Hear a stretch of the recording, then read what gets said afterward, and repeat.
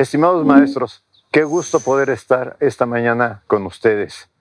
Me acompaña en esta conversación una querida compañera, la maestra Claudia Bataller, que tiene mucha experiencia en trabajo con maestros también.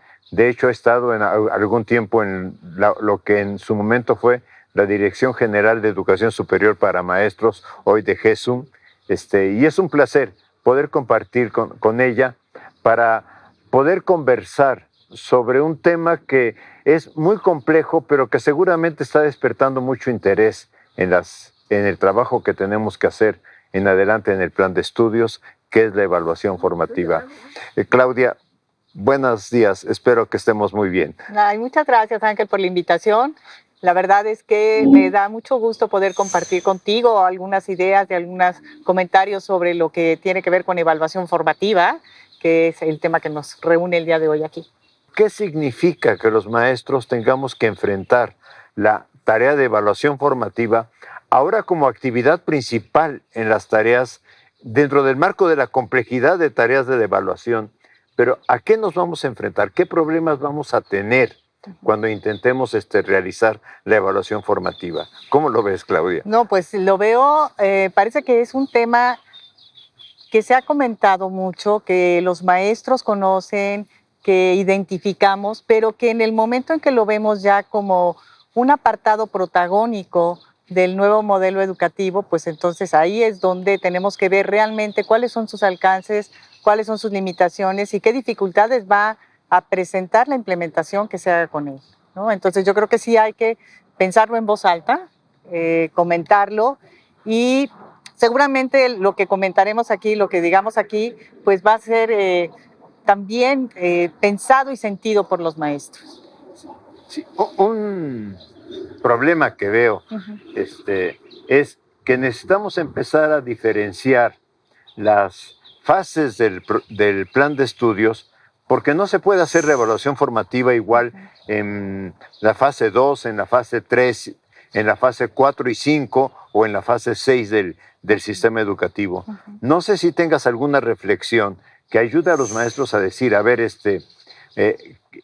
¿qué podríamos hacer cuando pensamos, por ejemplo, con niños que están en la fase 2 o fase 3, donde propiamente el lenguaje oral todavía es relativamente complicado, donde el lenguaje escrito es mucho más complicado? Pero entonces, ¿cómo hacemos la evaluación formativa con ellos? Yo creo que ese es un punto central. No podemos generalizar la evaluación formativa para todas las etapas de desarrollo. Tenemos que recuperar quiénes son nuestros sujetos de aprendizaje. En este sentido, los alumnos pequeños, pues para ellos el dar manifestaciones, el poder expresar, el poder reflexionar sobre su propio aprendizaje va a ser algo muy concreto, algo muy específico, vinculado a el dibujo, el juego, la actividad con los otros. Para alumnos que ya se encuentran en una etapa 4, en una etapa 5, van a tener posibilidades de manifestaciones concretas con productos específicos también y con reflexiones grupales más ricas. Entonces yo creo que por supuesto que la etapa de desarrollo tiene que ver para ver cómo implementamos, qué tipo de productos o de actividades son las que llevamos a cabo para recuperar esa evaluación formativa. No se puede generalizar, hay que tomarlo muy en cuenta eso. Y yo pienso que algo muy importante es que los maestros tengamos en cuenta de que lo que se trata, por ejemplo, en todos los casos de diferente forma, es que el alumno reflexione sobre qué está aprendiendo, qué dificultades está teniendo en el aprendizaje, pero sobre todo, qué tiene que hacer para mejorar. Obviamente el niño de la fase 2 probablemente lo puede expresar en dibujos muy sencillos de qué me gustó, qué me gustaría hacer, qué considero, dibujo lo que yo creo que he aprendido, etcétera. Temas que con el alumno de la fase 4, 5 y 6 probablemente tengan que ser más de autorreflexión del estudiante. Y entonces aquí el problema para el docente es saber, ¿y dónde se hace esta reflexión? ¿Hay un espacio particular para esta reflexión? Y yo creo que, bueno, sí, espacios y maneras, ¿no?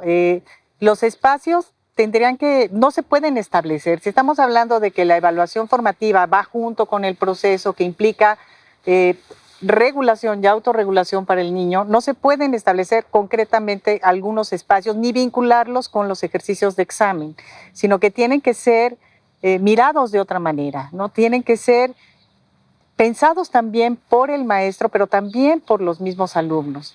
Yo creo que los alumnos pueden dar evidencias del proceso que están llevando a cabo a partir de las preguntas y buenas preguntas que se les hagan para ver cómo está haciendo el proceso, en qué van, qué se les ha dificultado, qué han resuelto con facilidad, y que no lo hagan de una manera individual, sino que lo hagan también de manera colectiva.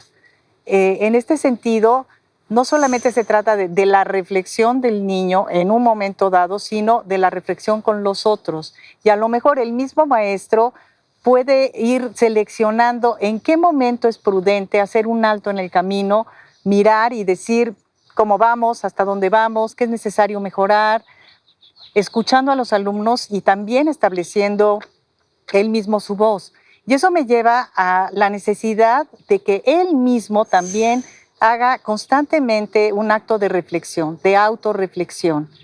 El maestro que vea si las actividades y los recursos con los que está llevando a cabo el proceso de enseñanza-aprendizaje son los que se necesitan, qué puede mejorar, en qué momento. O sea, de alguna manera modelar con el ejemplo esa reflexión. Si el maestro aprende a reflexionar sobre su propia práctica docente, va a estar modelando a los niños el cómo se puede llevar a cabo un proceso de reflexión.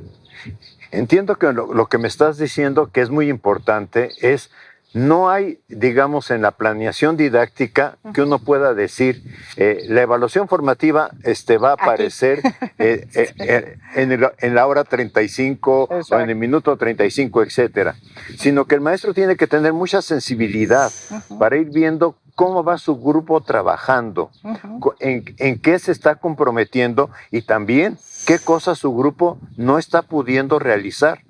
Y en función de ese, yo diría, timing pedagógico, no sé si el concepto lo podamos emplear, el maestro pueda ir diciendo, a ver, detengámonos un poquito y analicemos lo que está pasando.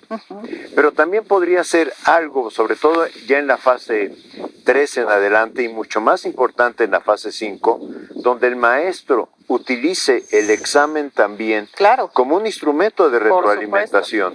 Esto es, sí, el examen, la pregunta 1 la obtuviste bien, la 2 mal, etcétera, pero ahora pensemos, ¿a qué se debió lo que nos pasó con las preguntas? Yo creo que esto que acabas de decir es algo muy importante. No debemos de satanizar los exámenes.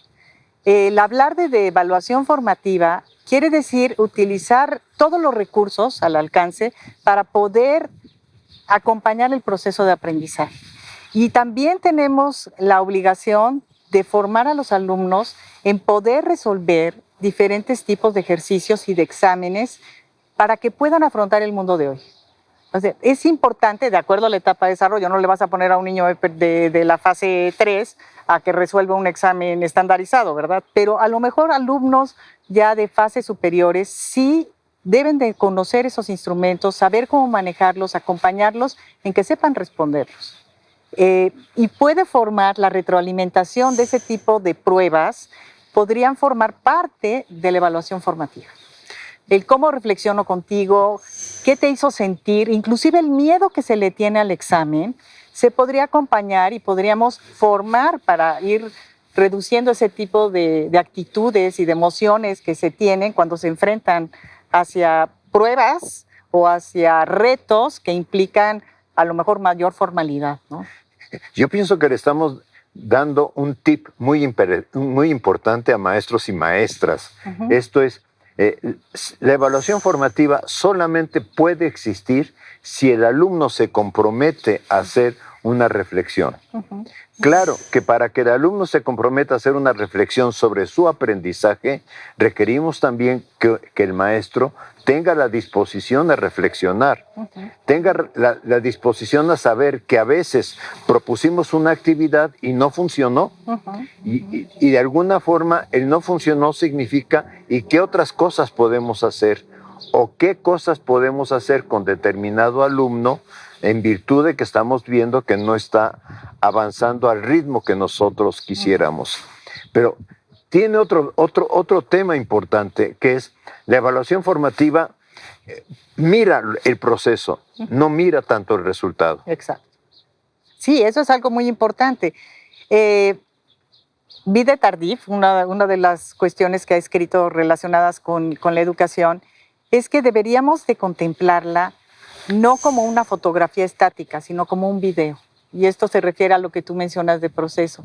En el video tú ves lo que acontece en un lapso de tiempo, no es un resultado específico. Y creo que esa analogía nos sirve para poder comprender de mejor forma lo que es la evaluación formativa.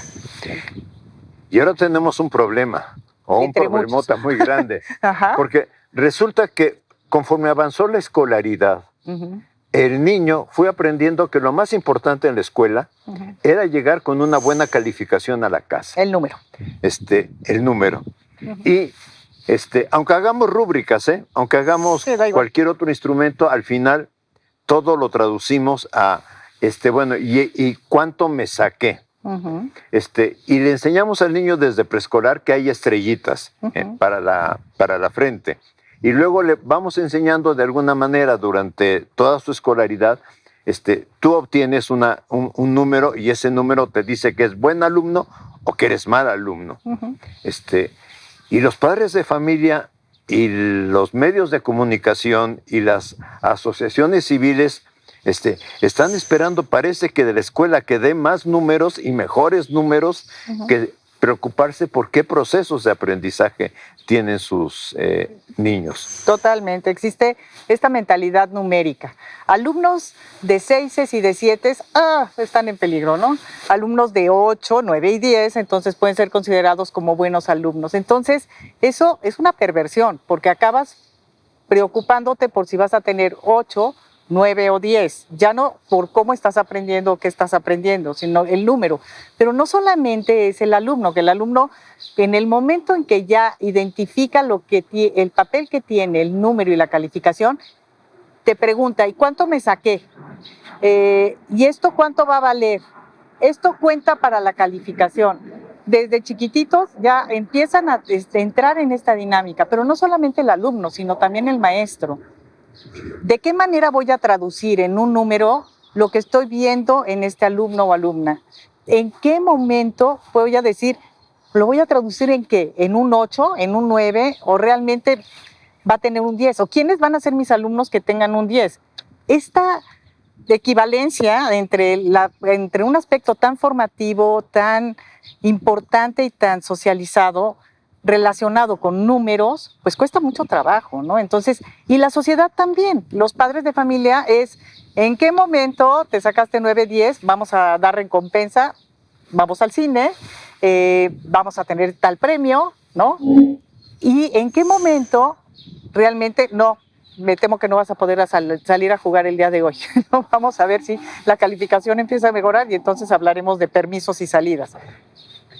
Cuando la educación debería de estar en otro lado, ¿no? Sí enseñar a tener determinados rendimientos, pero distinguirlos. ¿En qué momento estoy hablando de estos resultados y qué papel juegan?